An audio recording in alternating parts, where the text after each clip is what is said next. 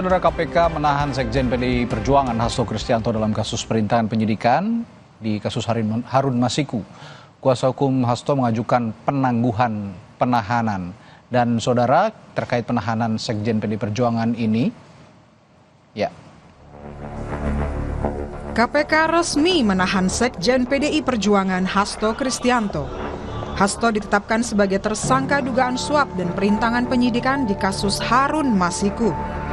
Soal alasan penahanan, Ketua KPK Setio Budianto mengungkap penyidik punya pertimbangan subjektif, termasuk kekhawatiran Hasto melarikan diri dan menghilangkan barang bukti. Kami semuanya, khususnya pimpinan, menyerahkan untuk waktu pemeriksaan penahanan sepenuhnya kepada penyidik, ya, sehingga penyidik betul-betul memiliki kecukupan terhadap alat bukti atau barang buktinya, maka di saat waktu yang tepat, hari inilah maka dilakukan proses penahanan. Kemudian alasan penahanan itu merupakan alasan subjektif yang dimiliki oleh penyidik, dipertimbangkan pastinya kekhawatiran untuk melarikan diri, menghilangkan barang bukti, ya, dan pastinya kami untuk mempermudah proses penyidikan lebih lanjut, pemeriksaan-pemeriksaan, ya, juga termasuk juga nanti akan mendetailkan terhadap alat bukti, dokumen, dan lain-lain yang segera dilakukan oleh penyidik. KPK juga menyebut mendalami keterlibatan Hasto membiayai pelarian Harun Masiku yang sampai saat ini masih buron. Itu juga yang sebetulnya sedang kita dalami karena kami penyidik melihat bahwa seseorang yang melarikan diri itu kan memerlukan sokongan biaya atau dana logistik dan segala macam. Karena berpindah-pindah tempat, kemudian untuk misalkan menyewa tempat dan lain-lain, transportasi dan lain-lain. Itulah sebabnya kita sedang mendalami itu. Kuasa hukum Hasto Kristianto, Magdir Ismail, mempertanyakan penahanan. Dia bilang tak mungkin kliennya melarikan diri atau menghilangkan barang bukti. Tidak ada keinginan beliau untuk melarikan diri, tidak ada keinginan beliau menghilangkan barang bukti, dan tidak mungkin juga mengulangi perbuatan, karena perbuatan ini sudah terjadi 6 tahun yang lalu. Ya. Tanggapan politis disampaikan Hasto merespons penahanannya. Dia berharap penahanannya juga jadi momentum penegak hukum memeriksa Presiden ke-7 RI, Joko Widodo, dan keluarganya. Saya tidak pernah menyesal. Saya akan terus berjuang dengan api semangat yang menyala-nyala. Semoga ini menjadi momentum bagi Komisi Pemberantasan Korupsi untuk menegakkan hukum tanpa kecuali, termasuk memeriksa keluarga Pak Jokowi. Menanggapi pernyataan Hasto, Presiden ke-7 RI Joko Widodo menyebutnya tanpa dasar. Ya, kalau ada fakta hukum, ada bukti hukum, ya silakan.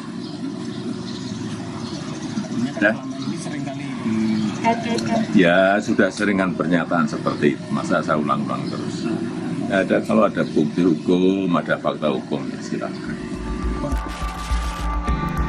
KPK menjerat Hasto Kristianto dengan 2 perkara, yaitu kasus perintangan penyidikan dan juga kasus suap dalam kasus buronnya Harun Masiku. Tim Liputan Kompas TV.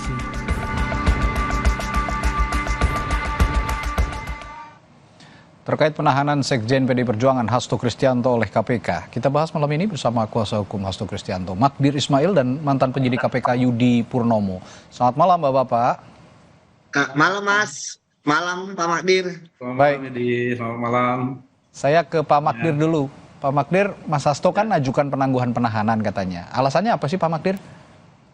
Iya begini, kami memang mengajukan penangguhan penahanan itu. Memang kami sudah siapkan sebenarnya sejak sebelum kami datang ke KPK. Kami sudah mendapat informasi bahwa penahanan itu akan terjadi. Ya. Meskipun kami tidak pernah tahu apa alasannya untuk dilakukan penahanan terhadap Mas Hasto. Akan tetapi kan baru tadi kan diberitakan bahwa penahanan itu ada kekhawatiran mau melarikan diri dan seterusnya. Itu yang kita tidak pernah tahu. Ya, alasan subjek seperti itu apakah memang ada buktinya, ya. Oke. Dugaan keras, kata undang-undang itu kan begitu, dugaan keras itu ada buktinya. Apa sih yang sudah dilakukan oleh Mas Hasto untuk melarikan diri atau juga untuk mengulangi perbuatan? Kan tidak mungkin, karena kejadiannya tidak mungkin terjadi pada saat sekarang ini. Apalagi menghilangkan barang bukti. Semua barang bukti itu sudah disita oleh KPK. Jadi sama sekali kalau menurut hemat kami, ini tidak ada urgensinya penahanan itu. Penahanan itu lebih pada upaya menunjukkan kekuasaan gitu ya. Yang ini yang sangat kita sesalkan gitu. Ya, tetapi bagaimanapun juga itu mereka sudah jalankan. Satu hal yang perlu saya sampaikan bahwa surat perintah penahanan itu ditandatangani oleh Ketua KPK. Ketua KPK itu bukan penyidik menurut Undang-Undang KPK. Jadi menurut hemat kami itu adalah tidak sah penahanan itu. Memang berita acara pelaksanaan penahanannya dilakukan oleh penyidik. Ya. Pemberitahuannya oleh Direktur Penyidikan. Yang jadi persoalan sekarang ini, seolah-olah ini dilemparkan oleh Ketua KPK bahwa penahanan ini dilakukan oleh penyidik. Tidak, itu tidak betul. Penahanan perintah penyidikan ditandatangani oleh Ketua KPK. Dan Ketua KPK itu bukan penyidik. Ini kata undang-undang, bukan kata saya. Ya. Jadi kalau kita mau jernih melihat persoalan ini, mestinya seperti itu melihatnya. Satu hal lagi saya kira yang juga penting untuk diperhatikan dalam proses penahanan kemarin, karena saya berada di atas dan saya tidak melihat bagaimana situasi di bawah, ya, menjelang detik-detik atau mungkin justru ketika perintah penahanan itu sudah dikeluarkan, ada beberapa pejabat Polri yang ada di situ. Bahkan kemudian penambahan pasukan yang begitu banyak. Ini cerita kawan-kawan yang ada di situ. Saya jadi berpikir, sebenarnya penahanan itu urgensinya untuk apa sih? Bukankah itu hanya untuk aksi unjuk rasa, Pak Magdir kemarin, pengamanan itu? Atau ada yang Anda nilai saya nggak tahu, makanya lebih dari itu? Saya katakan, saya tidak tahu apa kejadian di luar, begitu juga di bawah. Tetapi saya mendengar cerita dari kawan-kawan yang ada di bawah itu, ada Kapolda dan Wakapolda hadir di gedung KPK. Itu sepanjang yang saya pahami selama ini, saya nggak tahu kalau Yudi punya catatan sendiri. Dalam sekian belas tahun ini saya ikut serta dalam banyak perkara di KPK, baru sekali ini terjadi seperti itu. Ini ada apa? Kalau gitu saya tanya. Ada pesanankah atau ini ada show of force? Kita nggak tahu. Saya tanya ke Mas Yudi kalau gitu. Anda sebagai yang pernah duduk di KPK sebagai penyidik, dengan keterangan kemarin Ketua KPK, alasan menahan Hasto Kristianto dalam hal ini, dalam kasus ini adalah dikhawatirkan melarikan diri, dikhawatirkan tidak kooperatif, dikhawatirkan mengaburkan bukti. Apakah itu menjadi alasan subjektivitas penyidik yang kuat untuk menahan seorang tersangka? Ya tentu memang itulah yang diatur oleh KUHAP ya. Kenapa kemudian kita sebagai penyidik melakukan penahanan. Dan saya beberapa kali lah dengan Pak Magdir ya, ketika menangani kliennya kan juga melakukan penahanan ya terhadap tersangka dalam kasus ditangani oleh KPK. Dan di dalam surat perintah penahanan memang kan termaktub jelas ya dasarnya ya terkait dengan mengapa dilakukan penahanan, itu pertama. Kemudian yang kedua ya terkait dengan mengapa pimpinan KPK melakukan surat perintah penahanan. Memang ini ada yang menarik ya. Ini kan apa yang terjadi hari ini ya itulah karena adanya pelemahan terhadap undang-undang KPK, di mana sebelumnya sudah sangat jelas sekali pimpinan KPK adalah penyelidik, penyidik dan penuntut. Tetapi kemudian KPK dilemahkan dalam revisi Undang-Undang KPK. Tapi sudahlah, kita tidak akan membahas seperti itu karena ya tadi apa yang disampaikan oleh Pak Magdir itu terkait dengan keberatan beliau ya sebenarnya kan bisa di-challenge ya di dalam pra-peradilan. Tapi saya pikir kan ini kan sudah ditahan ya. Artinya penyidik untuk kali pertama 20 hari pertama tentu kalau saya pribadi berharap bahwa kasus ini segera dituntaskan dan kemudian dilimpahkan ke penuntut ya untuk kemudian dipelajari apakah memang sudah berkasnya sudah sempurna atau tidak. Itu yang pertama. Kemudian yang kedua, memang ada lagi terkait dengan pra peradilan ya yang emang harus dihadapi KPK mau tidak mau, suka tidak suka di tanggal 3 Maret. Ya artinya kita tunggu saja ya bagaimana proses pra peradilan tersebut. Begitu Mas. Pak Magdir, Anda sempat mengatakan tidak ada bukti permulaan yang dikonfirmasi kepada Mas Hasto dalam kasus ini, dan ini bukan kasus yang baru, ini kasus lama. Anda bisa lebih rinci lagi jelaskan soal ini, duduk perkaranya. Menurut Anda, point of view dari Anda bagaimana? Jadi begini, kan Mas Hasto ini kan disangka melakukan perbuatan penyuapan bersama-sama Harun Masiku.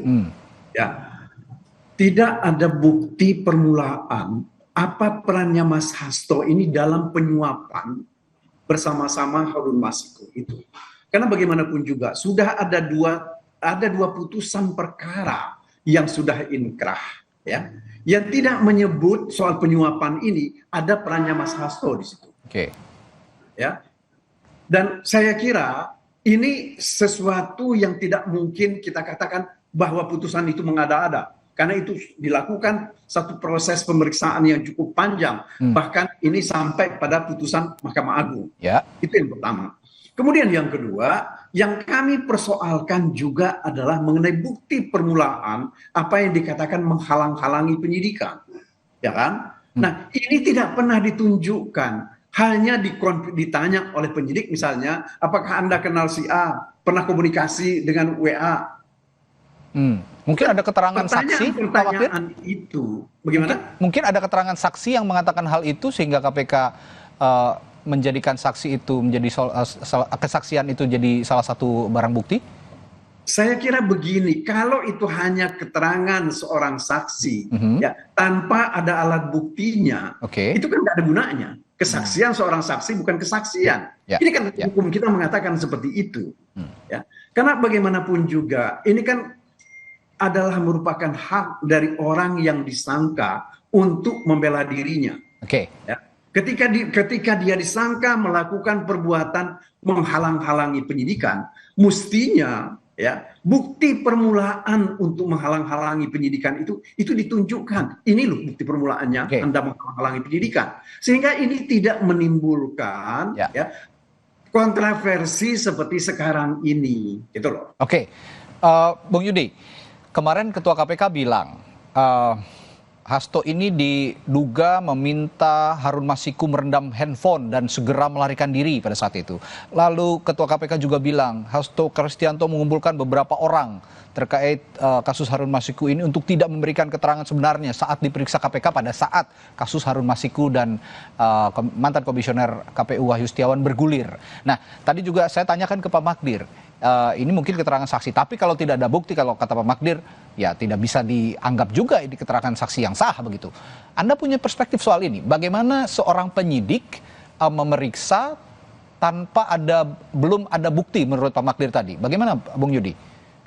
Ya, kalau kita melihat pemberitaan ya, dan Pak Mahdi kan sering mengupdate ya, di pemberitakan ini kan baru 2 kali ya pemeriksaan sebagai tersangka dan kemudian sudah dilakukan penahanan. Saya yakin pasti ke depannya tentu penyidik akan menunjukkan ya kepada tersangka, apalagi kan kalau misalnya di dalam pemeriksaan tersebut kan Pak Hasto menjawab ya pertanyaan-pertanyaan penyidik ya, artinya tidak ada hal yang tidak kooperatif ketika ditanya kemudian dijawab, dan apapun jawaban tersebut ya itu artinya sudah dijawab. Itu yang pertama. Kemudian yang kedua ya, saya pikir Pak Mahdi kan juga sudah paham ya, pasti ketika ada tersangka itu nanti alat buktinya akan ditunjukkan, rekaman pembicaraan akan didengarkan dan lain sebagainya pasti. Tapi ini kan baru 2 kali lah pemeriksaan menurut saya, dan kedepannya tentu kan ada bond tahanan namanya ya untuk diperiksa sebagai tersangka. Jadi saya pikir kita tunggu saja kalau masalah apakah akan ditunjukkan atau tidak. Saya pikir kalau saya penyidiknya tentu ya akan saya tunjukkan ya. Misalnya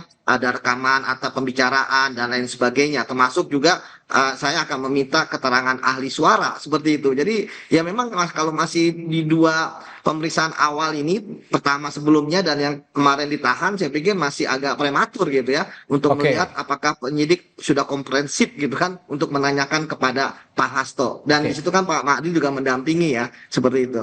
Dan mungkin ini juga nanti akan dimunculkan di persidangan begitu, kalau ini naik ke persidangan begitu ya, Bung Yudi ya. Saya kira begini ya, ini yang kita mesti silakan Pak Magdir. Ya, bahwa ketika seseorang, ini kan yang kami persoalkan di pra-peradilan itu ya, bukti permulaan bahwa dia ditetapkan sebagai tersangka melanggar pasal ini, pasal suap, dan juga pasal perintangan, itu kan tidak pernah muncul di persidangan pra-peradilan. Nah, kemudian dari 2 pemeriksaan ini, pemeriksaan yang dilakukan lebih banyak mengulang kembali pemeriksaan pertanyaan-pertanyaan yang disampaikan oleh penyidik kepada Mas Hasto ketika dalam perkara yang dulu, perkara 2000 yang lama itu, gitu loh. Tanpa menyinggung ada hal-hal yang merintangi penyidikan pada saat kasus yang menjerat Harun Masiku masih bergulir, Pak Magdir? Tidak pernah ada, gitu loh. Pertanyaan tentang itu belum. Nah, ini kan yang kami persoalkan mulai dari pra-peradilan, ya. Kalau mau fair, ya, mestinya kan itu dari awal ditunjukkan oleh mereka di pra-peradilan itu. Ini loh bukti permulaannya, gitu. Kan kita ini kan proses hukum itu kan untuk mencari kebenaran dan keadilan, yang ujungnya adalah kepastian hukum. Ya. Yang terjadi sekarang ini justru kita bertengkar karena tidak adanya kepastian hukum ini. Nah, ini yang kita sesalkan, gitu loh, ya. Negara hukum kita ini kan mestinya kita menegakkan hukum itu untuk keadilan, untuk kebenaran, dan ujungnya adalah kepastian. Ini dari proses ini, dari kasus ini juga masih berproses. Nanti akan ada pra-peradilan kembali dan Anda juga sebagai kuasa hukum mengajukan penahanan atau penangguhan penahanan. Tapi begini, Pak Magdir. Satu hal lagi, kami pun akan mempersoalkan surat perintah penahanan ini kemarin. Baik. Pak Magdir, mungkin beberapa hari yang akan datang kami akan daftarkan juga surat perintah penahanan ini, surat perintah yang tidak sah. Pak Magdir, di tengah kasus hukum yang menjerat Mas Hasto ini, yang menimpa Mas Hasto ini, kemarin pada saat hendak dibawa ke rutan begitu, kepada wartawan mengatakan bahwa ya saya siap untuk menjalani hukuman ini atau dugaan hukuman ini, tapi ini juga jadi momentum untuk memeriksa keluarganya Pak Jokowi katanya. Apa maksud dari semua ini? Kalimat dari Mas Hasto ini, Pak Magdir. Begini, kita mesti melihat ke belakang bagaimana proses penetapan Mas Hasto ini sebagai tersangka. Ini tidak terlepas dari pengumuman yang disampaikan oleh DPP PDI Perjuangan tentang pemberhentian mantan Presiden Joko Widodo, kemudian Gibran Rakabuming Raka, dan juga Bobi Arief Nasution pada tanggal 17 Desember 2024. Ya. Nah, kemudian apa yang terjadi ketika sudah diumumkan pada tanggal 17 Desember itu, ada satu kejadian yang menurut hemat kami ini sesuatu yang cukup luar biasa, ya, yang dilakukan oleh pihak KPK, yaitu terbit satu laporan pengembangan penyidikan LPP, ya, nomornya sekian tanggal 18 Desember 2024. Jadi dari satu sisi itu saja tidak sulit kita untuk menduga bahwa ini bahwa kelanjutan perkembangan perkara ini. Dan satu lagi saya kira sebelum saya teruskan, pada tanggal 23 Desember Mas Hasto ditetapkan sebagai tersangka. Ini kan saling berkaitan dan ada tali temalinya ketiga hal ini. Baik. Apapun itu, hukum dan politik sebenarnya tidak boleh dicampur adukan. Tapi belakangan ini memang hukum dan politik selalu saja dikait-kaitkan begitu. Nanti juga akan ada lanjutan, tentu saja pembuktian-pembuktian apakah memang ini murni kasus hukum atau ada politisasi. Baik, terima kasih Pak Magdir, ataupun juga yang tadi juga sudah diungkapkan Pak Magdir bahwa ini akan dijelaskan kemudian, dan tadi juga Pak Mas Yudi sudah menjelaskan dari sisi hukum. Terima kasih Pak Magdir dan Mas Yudi, sampai jumpa lagi, sehat selalu.